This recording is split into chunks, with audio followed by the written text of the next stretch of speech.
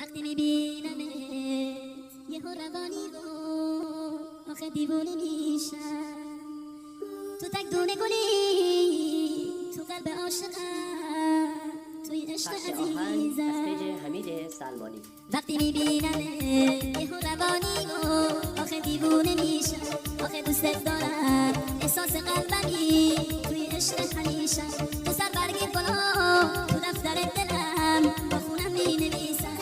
تو تک دونه گلی تو قلب عاشقم، توی عشق عزیزم. تو برام آرامشی، تو دست نوازشی، چی توی چشات تو داری. بارد این دل منو اون قشنگی چشات تو شبهای بیقراری.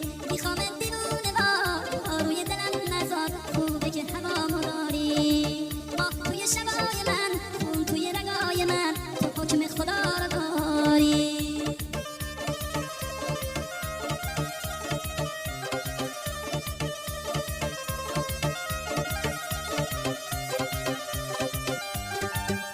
بخش آهنگ از پیج حمید سلمانی.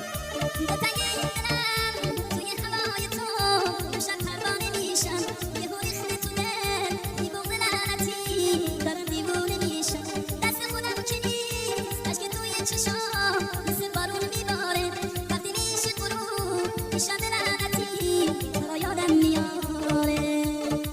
تو برام آرامشی، تو دست نوازشی، چی توی چشات تو داری. بارد این دل منو اون قشنگی چشات تو شبهای بیقراری. میخوام دیوونه بار روی دلم نزار، خوبه که هوامو داری. ماه توی شبای من، خون توی رگای من، تو حکم خدا رو داری.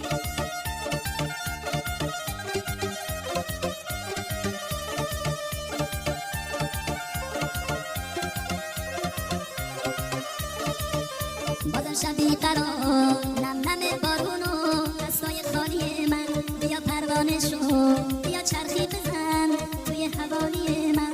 با تو قشنگی داد شب تیره و تا هوای پر بارون. با تو گرم بود دلم حتی تو برف و شب سرد زمستون. تو برام آرامشی، تو دست نوازشی، چی توی چشات تو داری. بردی این دل منو اون قشنگی چشات تو شبهای بیقراری.